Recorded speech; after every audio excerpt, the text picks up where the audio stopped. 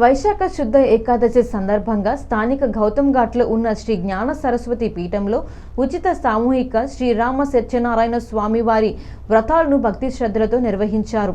10 మంది దంపతులు ఈ వ్రతాల్లో పాల్గొన్నారు.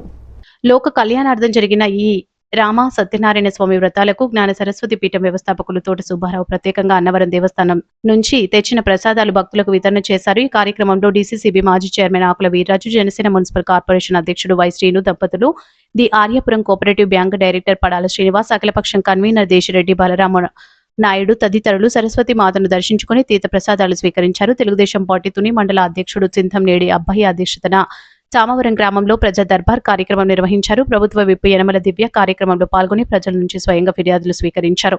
పరిష్కార దిశగా ఆదేశాలు జారీ చేశారు. యనమల రాజేష్, సుర్ల లోవరాజు, తహసీల్దార్ ప్రసాదరావు, కరప అప్పారావు, జనసేన పార్టీ తుని నియోజకవర్గ కోఆర్డినేటర్ చోట్చెట్టి గణేష్, బొప్పన రాంబాబు కార్యక్రమంలో పాల్గొన్నారు.